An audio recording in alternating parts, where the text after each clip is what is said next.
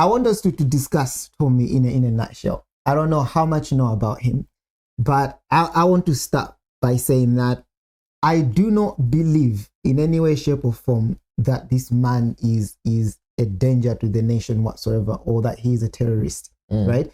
Or that, he should be going through what he's going through. At the very least, he's a man that is standing up and that he is challenging maybe the unchallengeable, if I can say that.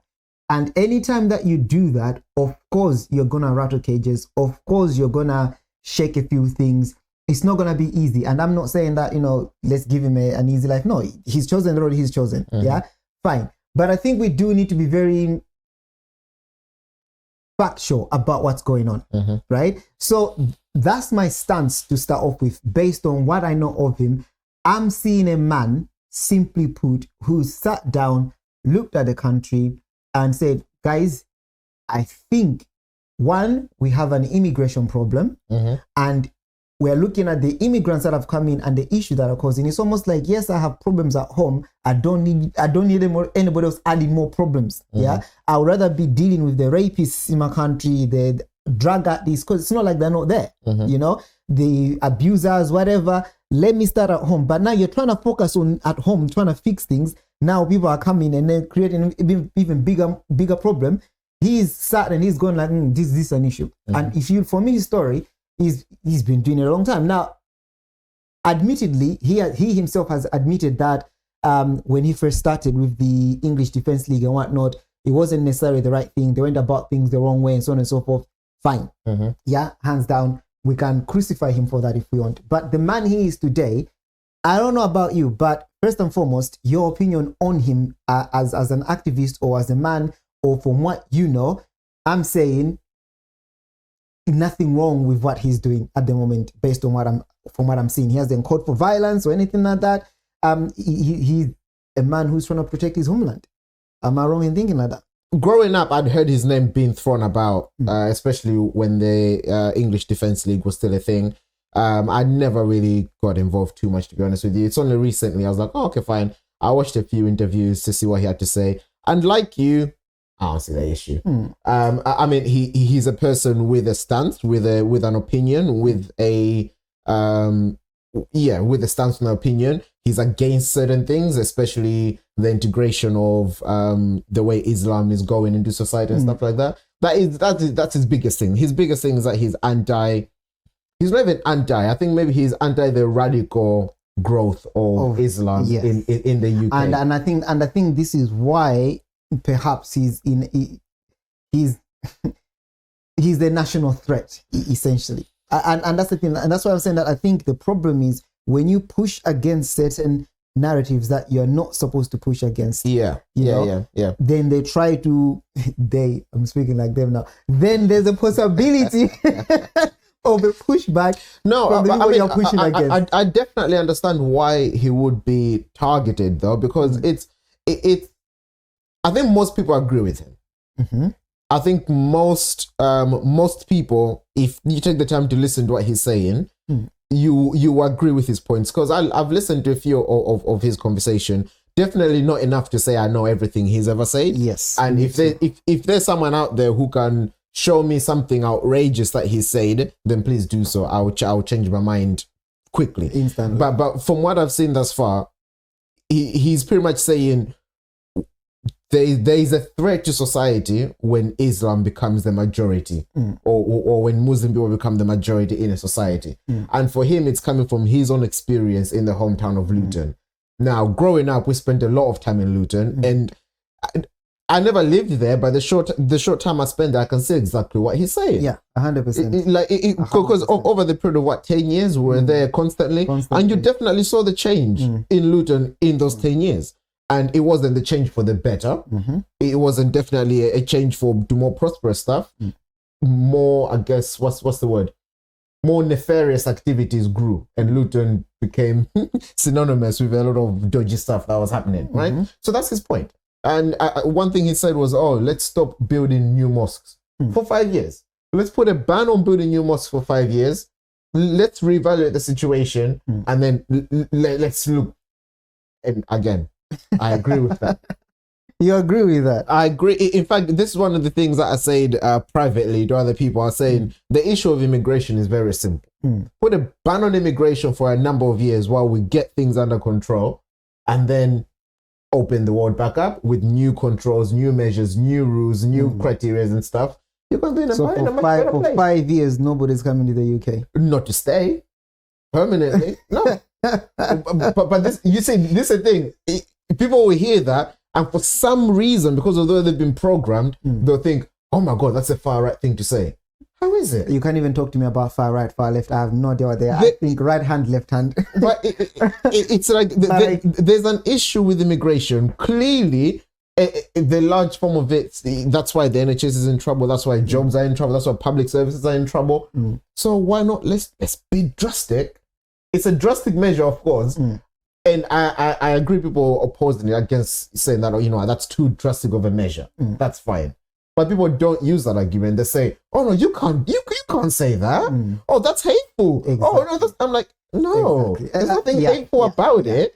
It's a solution to a problem. And that problem isn't people, it's the rest of the world coming into this land, and we're not controlling what's what and what. If you think about it from a household point of view, like I said earlier, if you got your own household, you've got your children, you need to be able to control who comes into that house and leaves that house, you know? That's why we have ring doorbells, we have guard dogs, we have securities and things like that. Yeah, so that you can see who is in your house at what particular time, that kind of thing, you know, who has come to your property. Your car is outside, you need to make sure it's secure.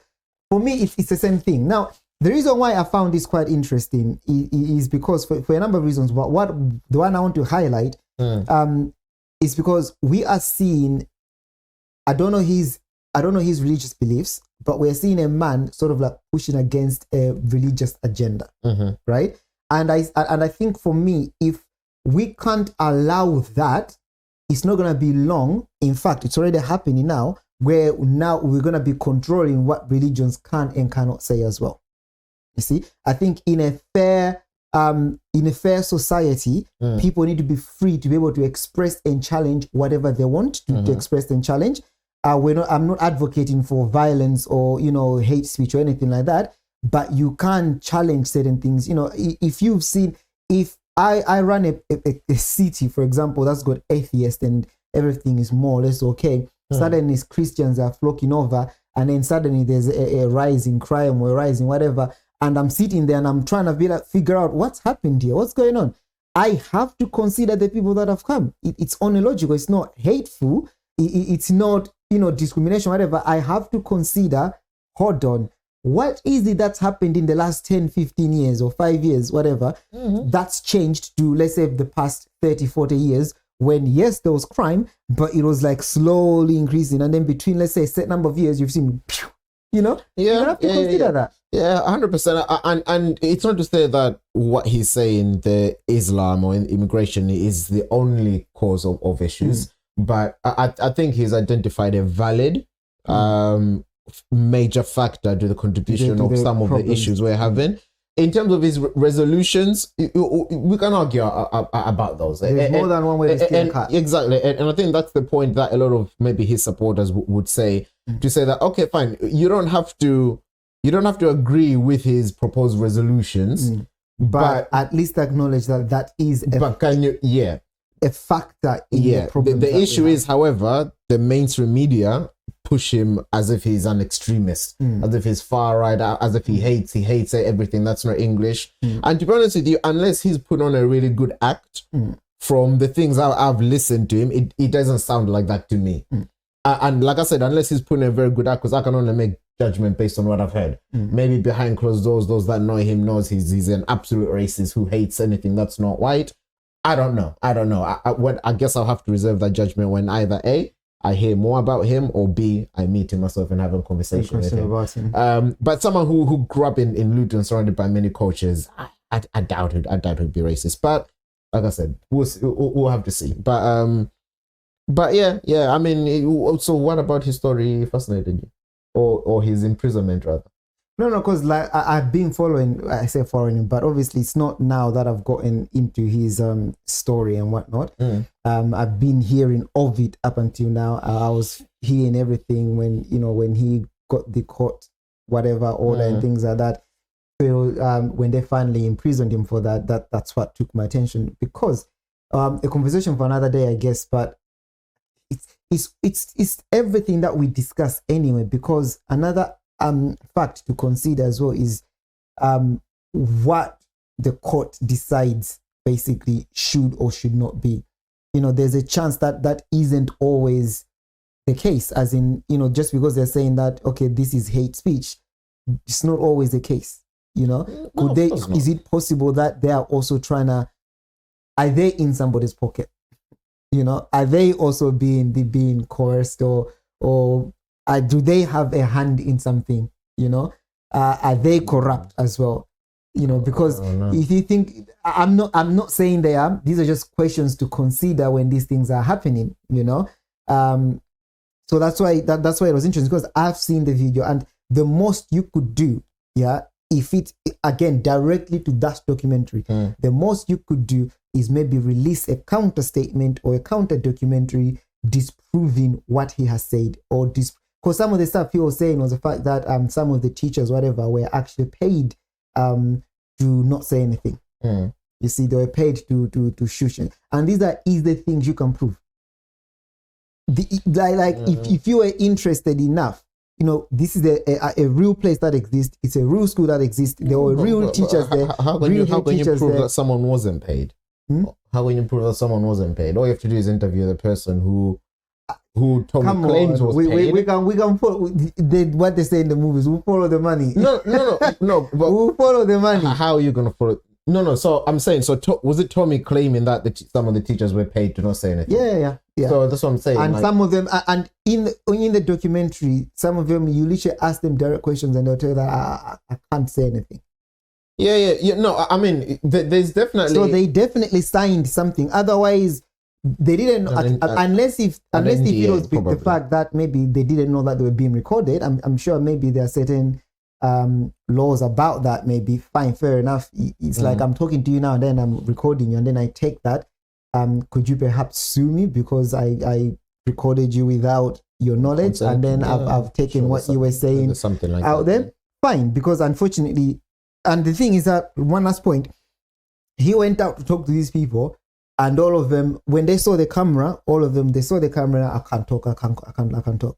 He went back with a hidden camera. Suddenly, they've all got a lot of things to say. You see what I mean? So unless it be something like that, to be honest with you, I think the injunction in the first place was questionable. If we live in a free world, in a free society where we can express and challenge things, and it's a documentary, he showed his evidence, surely that should be okay.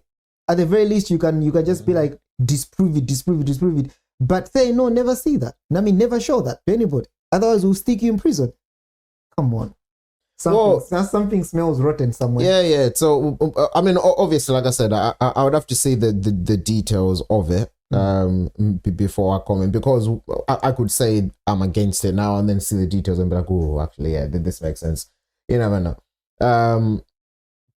But the thing about freedom of speech and living in a world where everybody can say whatever, it is hard. And sometimes I do feel for the courts, because you have to balance between freedom of speech, letting people say what they want to say, but also minimizing harmful content as much as possible. And unfortunately, that is the responsibility that has fallen on the courts. In a different society, that would fall on maybe the men of the society, or maybe the pastors of society, or the chiefs of society. There's always going to be someone in society who has to regulate. Who has to regulate, say, thus far but no further. And yes, unfortunately for us Christians, we may find ourselves in a situation where the courts are maybe pushing a bit too far, in that it's impeding our Christianity views or whatever. But that's because the alternative spirit would be winning in that moment. And for me, I don't like jumping to conspiracy or corruption or whatever, because I think a lot of it can be put down to just not human stupidity, but just I think people underestimate the spirit in the air, for lack of a better word. Sometimes it's not corruption, it's not that someone's got you, it's not that you're trying to push an agenda. You're just doing something that you believe is right. It's just what you believe is right is wrong. Does that make sense? It makes 100%. So I want to. It's just good intention. What's the road to hell is paved with good intentions. Your intentions are good, but unfortunately, what you're doing as a result of that, it's not great.